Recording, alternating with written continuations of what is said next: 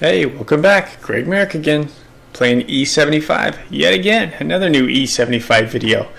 Anyway, this time we are in Krakow.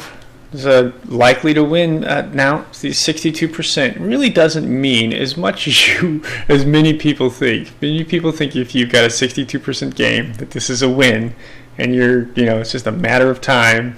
Just play a little cautious or play a little aggressive. Well, actually, when you start passing 60%, people start playing a little bit more aggressive than they normally would. And you know what? On the enemy team, their waffle tractor is a very solid player. Other than that, nobody all that special. But on our team, I'm a part of a platoon, and we're all fairly good. And we have several other fairly good players on our team. We even have a Mr. Blue here with a 2003 Percy the Great. Fantastic.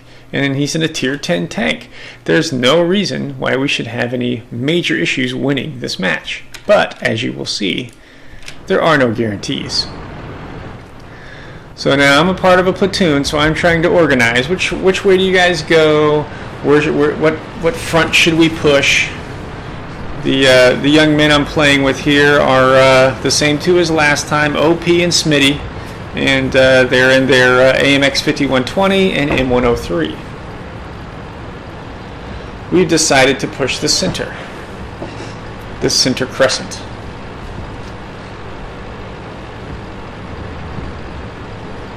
Now, I see there's a lot of tanks right here.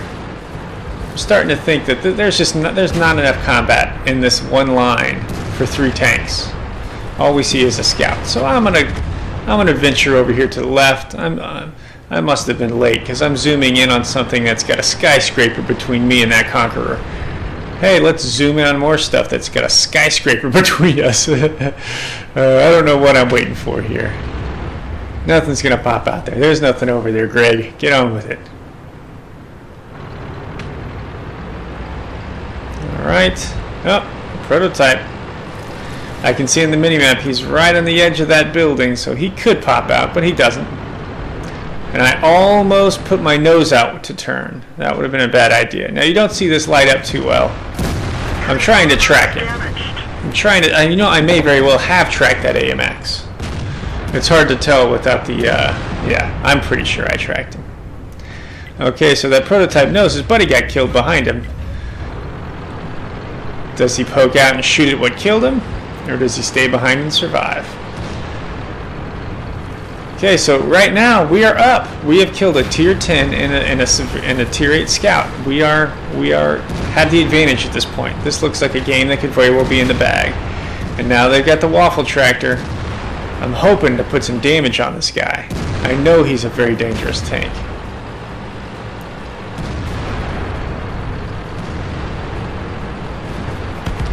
All right. So far, so good. Got an E50 over there. I don't want to show him too much exposed. Don't want to show him my underbelly. That's where he'll pin if he pins me. He may very well have shot that Panther. Yeah, that's who he shot. He didn't even try to shoot me. He wasn't going to shoot me when I was not exposing my lower plate. No, I'm still trying to hunt down that waffle tractor. Oh, there he is. I'm hoping he's loading. Okay, I put about 500 in him. I don't want to give him much to shoot at. Okay, aiming that shot, aiming that shot. I want to track him. I want to track him. I didn't track him. I think I shot right in front of his track. I want to finish him off, though. He's too dangerous to let live. And now they have the advantage. They've got an extra tank on us. Things really turned. Things have really gotten complicated. Okay, so the waffle tractor's down. They still got the E50 over here. Now we've got a tier 8 and a tier 9 tank over here, but I want to help them clean this E50 up so we can get back in the fight. And of course the E50 is behind a building. And in the process, I find this Yag Tiger. I'm going to show him angled armor, and I'm going to shoot him. Now he actually damaged me. He shot me through my track into my tank. Oh, but there's this convenient dead scout here. It's not an actual player's tank, obviously, but put 2 shots into that Yag Panther 2, and he just gave up. He's just going to sit there. He's like, maybe I can put another 500 into this E75. If he would have juked, who knows? I might have made a mistake, but he didn't juke. He just backed straight up, and he ate a round. Now I knew they were closing in on our cap here, so I'm coming back to the cap. My MO103 buddy's still alive somewhere. All right, took out the low. Little bit of a lucky RNG. He was taking up most of my reticle, but I didn't get to do a full aim. He was moving away. Didn't have a lot to shoot at. Now E100, another one-shottable guy. Enemy vehicle destroyed. These are standard rounds. I managed to pin him kind of at a side front angle. That must have been a high pin roll. Okay, I figured the cap is safe. They still have the advantage. They've got more tier 10s than we do. They've got these darn Panzer E100s. Now, I respect the gun, but I'm not overly afraid of the tank. Now, this battle gave me a solid respect for what this tank can do. Now, we've evened it up. Except, of course, we've got a tier 8, a tier 9, and a tier 10, and they've got 2 tier 10s and a tier 9. Now, I've been spotted. I don't know from where. I guess it was just proximity, but it seemed like I was spotted well before I had spotted them.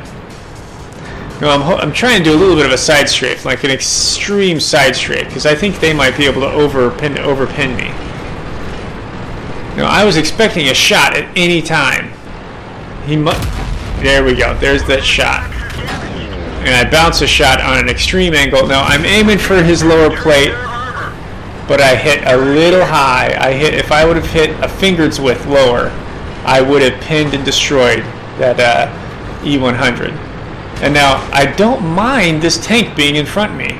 I'm trying to kill the tank behind. And over, oh. This vehicle is heading. And that was that. That's all it took. That's all she wrote. Now, he was pushing me around. He was trying to keep me thrown off because he knew I could not pin him in the upper portion of his tank, even with APCR. I was shooting APCR there at the end, and I don't blame him for shooting heat at all. You only fire once every 20 or 30 seconds with those tanks. If you're not shooting heat, you're not wanting to hit bad enough. But no, those tanks are.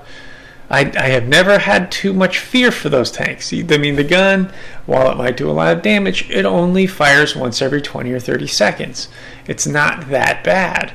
But yeah, no, just seeing how much they push me now. I've had a couple of good Panzer E100 drivers, Panzer E100 drivers, and they can be a frightening tank for sure. Needless to say, them having 2 tier 10s and a tier 9, this IS-3 is screwed. I don't care how many hit points he has. There's no way he's going to be able to take these guys on, so I won't show you. But I felt very solid play with me in a very fast-paced match. I really had to keep moving in order to participate. That's tougher to do in a heavy tank, but the E-75 is capable. The E-75 is not, I believe, a slow heavy. And the vast majority of the damage I took was right there at the end. I took a 1,000 hit point hit from the Panzer E100 early on. He penetrated my upper plate. He knew he could, especially at that range, he could just punch right through any part of my tank, except for maybe if he had landed on the side of my mantlet. Between the thickness of that mantlet and the angle of the mantlet, he might have bounced. Other than that, he knew he could pin me. I don't begrudge any skill for him. The only issue I had with this battle is if I could have killed that first E100 with the shot, I may have been able to get around the side of the Panzer E100. I would have let him to go ahead and push me on the side so I could have just driven forward and driven around. But having not completed that first shot, I felt like I was safer behind this tank that was pushing me. That was a close match, I felt. And like I said, that was a 62% win, if not more. Earlier, actually, I think it was a 65 or 66. Sometimes it changes in the middle of the match, I feel. But yeah, no, these things are never in the bag from the beginning. I mean, you really got to play it out. You got to let them play out. All right, thanks for watching.